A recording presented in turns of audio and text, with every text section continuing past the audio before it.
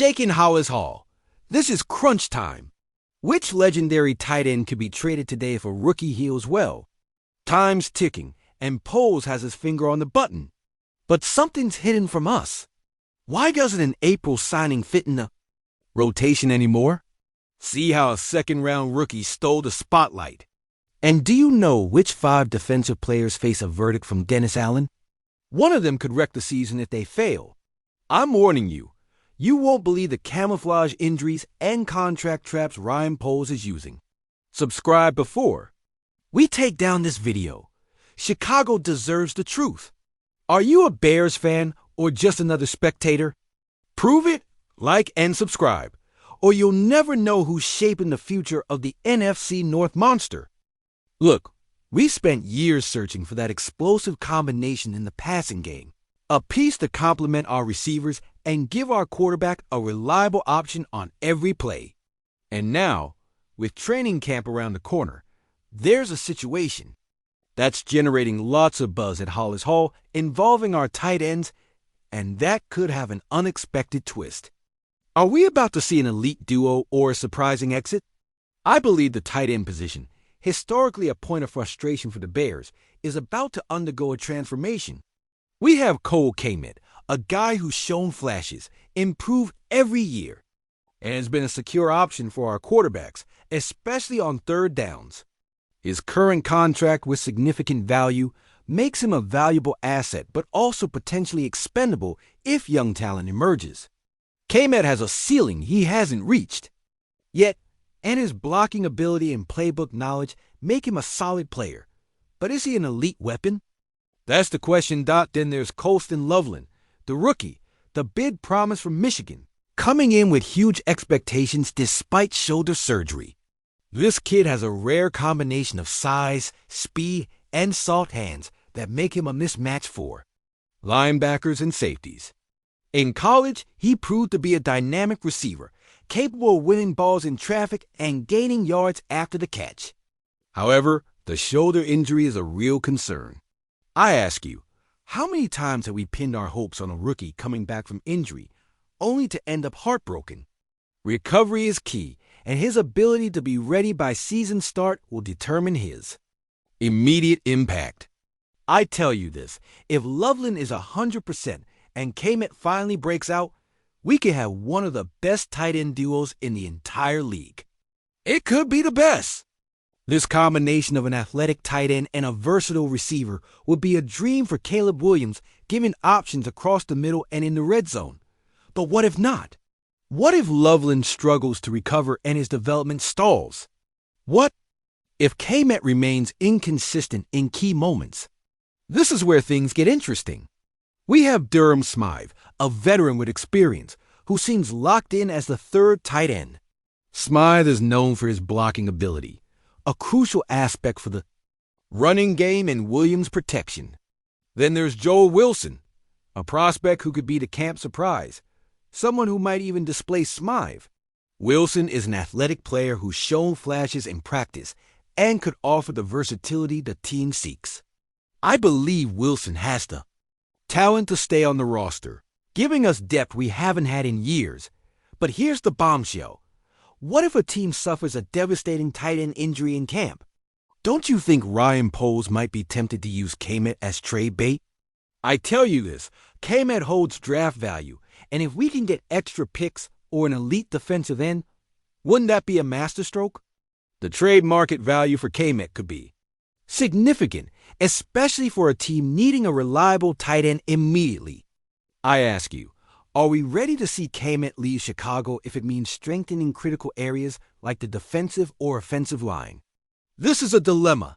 Bears fans, a real dilemma. The key is Loveland's health and camp performance. If Loveland proves to be the weapon we need, Kmet could be the perfect asset for a trade that benefits the team long term, allowing Poles to gather more draft capital or acquire another key piece. This is madness, Bears Nation. Total madness. Ryan Poles made moves in free agency, brought talent to surround Caleb Williams to fill obvious holes that have tormented us. And one of those signings, a receiver expected to be key, might be packing up before the ball even snaps.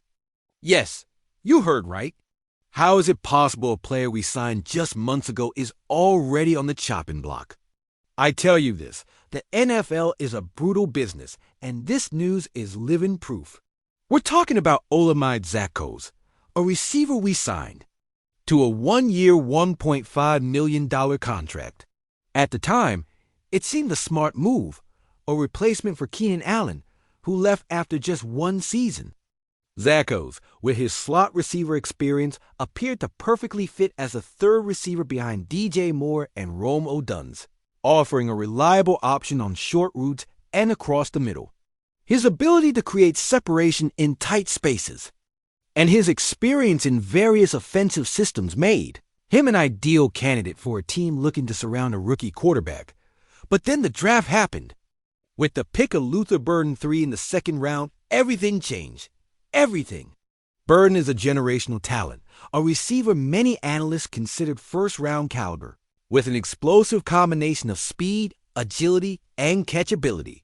His profile is that of a playmaker who can line up anywhere on the field and make big plays. I ask you, who in their right mind thought Burden, seen as first-round talent, wouldn't make an immediate impact? I believe Burden's arrival relegated Zakos to the background, almost forgotten in the depth chart. And I tell you this, it's only a matter of time before Burden surpasses him completely and establishes himself as the main third receiver, if not second, alongside DJ Moore. So, what does this mean for Zakos? It means he could be a trade candidate before the season begins. A trade, a guy we just signed. Isn't that a slap in the face to the player and a testament to how ruthless this business is?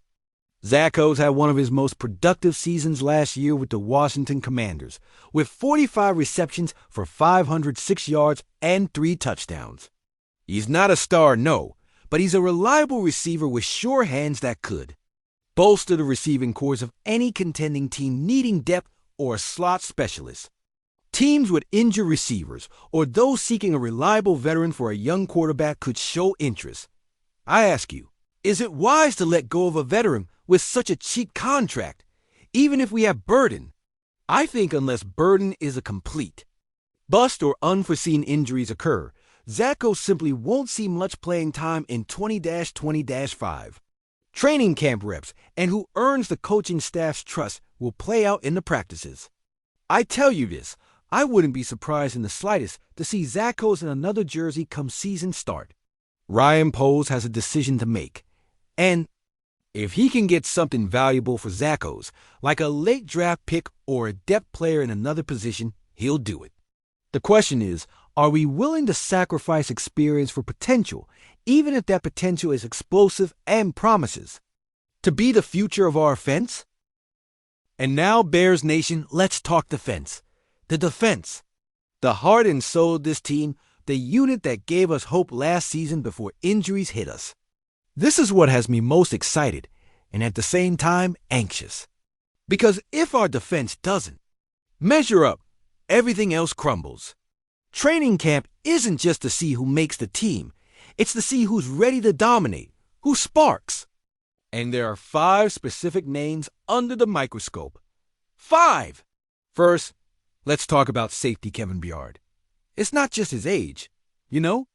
It's about whether he can be effective as the deep safety in Dennis Allen's scheme. Allen's scheme, which we saw in New Orleans, often uses a single high safety, meaning one deep shell covers a wide field portion, requiring exceptional speed and range. I ask you, does Byard, at 31, have the speed and agility to cover that crucial role in an aggressive blitzing defense that leaves more space in the back?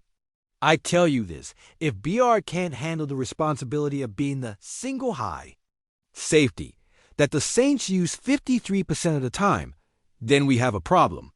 His experience, interception skills, and leadership are undeniable, but the NFL doesn't forgive a lack of speed. I think they could even consider Jaquan Brisker for that deep position, freeing Byard for a closer scrimmage role where his instinct and tackling ability could be better used. We need a safety net in the last defensive line, and camp will tell us if Byard is that safety net or if we need to look elsewhere. Then, Linebacker Ruben Hippolyte too. This rookie is a beast. Unusually fast for a linebacker, with explosiveness, allowing him to close gaps quickly. Coaches already saw him with the starters and OTAs, giving him more reps than most rookies, especially when TJ Edwards was out with an injury. This is a clear sign that the coaching staff sees huge potential in him. I ask you, could his speed make him the ideal blitzer for Dennis Allen's aggressive scheme aimed at pressuring the quarterback from various angles? I believe so. I tell you this, having a linebacker with DB speed is a luxury. He can pressure the quarterback or cover more ground in the backfield while someone else blitzes. Hippolyte could be this defense's secret weapon, the unnoticed piece changing the game with his versatility. Now, the centerpiece of our defensive line, Andrew Billings, a torn pec. It's no small issue for a defensive tackle, a position demanding brutal upper body strength every play. He had rehab time, yes, but it's a position requiring constant contact and intensive upper body use.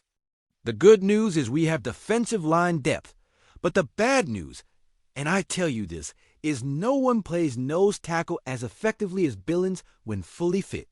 His ability to occupy two blockers and stop the run is crucial. I ask you, can we afford our run defense to crumble like last year when we dropped from 14th to 28th without him? That drop in run defense not only allowed big ground gains, but also made our pass rush less effective, as teams weren't in obvious passing situations. I think closely monitoring his reps and ensuring he's at full strength by the first game is imperative. Billings is key to our run defense and hence our pass rush, moving the cornerback Terrell Smith. This guy has been a shadow to Tyreek Stevenson, pushing him to improve and competing for reps. But his perceived strength, according to the previous coaching staff, was zone coverage. Now, with more man coverage in Dennis Allen's scheme, I ask you, is Smith truly the third outside cornerback the previous staff thought? He'll need to demonstrate agility, quick feet, and the ability to mirror receivers in tight routes. I tell you this, Stevenson needs improvement, and having someone like Smith pushing him every day is crucial for internal competition. And here comes the news making us all anxious. Jalen Johnson's injury sickness situation. This is serious. It means Smith will get more reps with the first team, a golden chance to put his skills to the test against the team's top receivers. More opportunities to show what he's got. I think this is his golden opportunity. Bears fans, his moment to prove he can start in this league and secure his cornerback rotation spot. Finally, defensive end Dominique Robinson. This name left me shocked. Ben Johnson, the new defensive coordinator, said Robinson was one of the 4 players that surprised him most in OTAs. He said Robinson exploded, which is amazing considering Robinson has been sidelined due to healthy inactivity the last 2 years, failing to establish himself. I ask you, were those just ghost reps against inexperienced tackles without pads? Or are we witnessing the much-needed breakthrough of a 5th-round pick in a contract year? Johnson highlighted his quick first step and how he won the edge against offensive tackles. I tell you this, pass rush practices with pads and 11-on-11 scrimmage reps will be pivotal for Robinson. It's in real contact situations where defensive lineman proves their worth. If he can prove it wasn't a fluke, then Ryan Poles will have less reason to seek a veteran edge rusher in free agency or even make a costly trade. I think Robinson could transition from a player fighting for a roster spot to answer one of our biggest injury problems in pass rush. Imagine that. Defense is key, Bears Nation.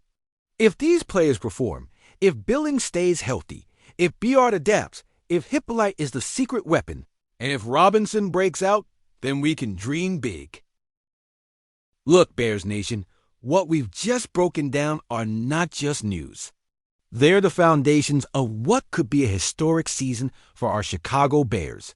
We're talking crucial roster decisions, the evolution of our passing game, and the backbone of our defense. I tell you this, Ryan Poles is playing chess, not checkers. Every move, possible trade, And training camp battle is designed to build a team that doesn't just compete but dominates.